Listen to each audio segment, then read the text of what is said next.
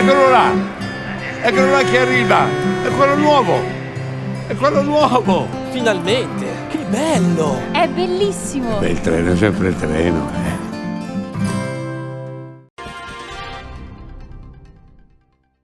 Buonasera e ben ritrovati al notiziario di prealpina.it.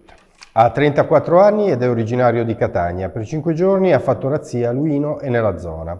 2 rapine, una all'ipermercato Lidl e l'altra appena oltre il confine a un distributore di carburante svizzero e altrettanti furti. È stato arrestato dai carabinieri del nucleo operativo e radiomobile di Luino. I dettagli nel servizio di Marco Croci. Hanno rubato uno scooter e in sella a quello hanno messo a segno una rapina da 4.000 euro al Lidl. Poi, a bordo di un'automobile anch'essa rubata, hanno rapinato una stazione di servizio a Fornasette. A entrare in azione nella zona di Luino il 5 e il 9 febbraio scorsi sono stati 2 giovani. Il primo, 28enne originario di Catania, è stato arrestato dai carabinieri, mentre il secondo risulta ancora latitante. Stando alle indagini dei militari, sarebbero loro i 2 autori dei colpi che nelle scorse settimane hanno creato scompiglio sul confine luinese. Nel primo episodio sono entrati in azione nel supermercato, brandendo una pistola e facendosi consegnare circa 4.000 euro. Nel secondo, 4 giorni dopo, al distributore ticinese, hanno minacciato la commessa con un taglierino e sono fuggiti con oltre 2.000 euro. Le telecamere di sorveglianza però hanno permesso ai carabinieri di mettersi sulle loro tracce e di arrestare uno dei 2, che ora si trova nel carcere varesino dei Miogni. Intanto è caccia al complice. Oggi pomeriggio nella Basilica di San Vittore a Varese l'ultimo saluto all'esploratore Angelo Castiglioni, scomparso giovedì all'età di 85 anni. Ce ne parla Adriana Morlacchi, immagini di Angelo Puricelli dell'agenzia Blitz. Alla presenza di tanti esponenti della cultura varesina e milanese, nonché di una delegazione dell'ambasciata dello Stato di Eritrea, si sono svolti sabato alle 15:30 nella Basilica di San Vittore a Varese i funerali di Angelo Castiglioni, esploratore scomparso a 85 anni nella notte tra mercoledì e giovedì scorso. Originario di Milano, si trasferì a Varese, città dove aveva la residenza, ma dove tornava dopo le spedizioni in Africa e in America Latina. Angelo Castiglioni è stato ricordato come antropologo, archeologo, ma anche come spirito visionario, in grado di anticipare innovazioni che sarebbero arrivate anni e anni dopo. Ad esempio il Dragonfly, una sorta di antesignano del drone. Adesso ha intrapreso un nuovo viaggio in maniera inedita. Sarà esploratore di un posto che possiamo solo immaginare, ha detto il prevosto Luigi Panighetti.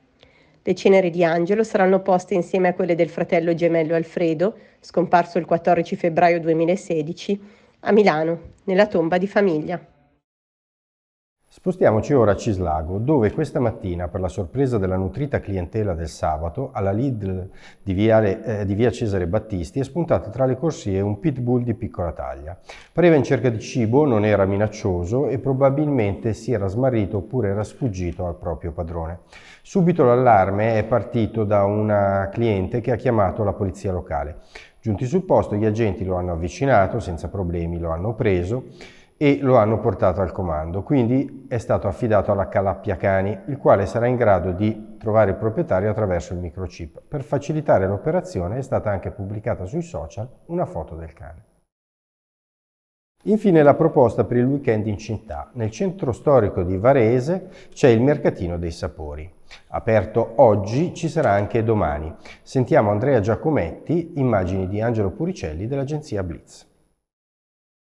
Oggi parte il Paese dei Sapori, un mercato che espone prodotti artigianali, regionali e locali e si tiene 3 volte all'anno a Varese. L'ultima volta è stata a gennaio, oggi si riprende, tante persone, circa una trentina di banchi per tante piccole delizie per il palato e non solo. Un mercato che si tiene in via Marconi e fino alla piazza San Vittore. Ha il patrocinio del comune ed ha anche la collaborazione di Confesercenti. Un mercato insomma per tutti i gusti, perché in questo mercato ci sono cose per tutte le età e per tutte le provenienze. Per il momento è tutto, un augurio di serena serata e arrivederci alle 19 di domani per una nuova edizione del notiziario di prealpina.it.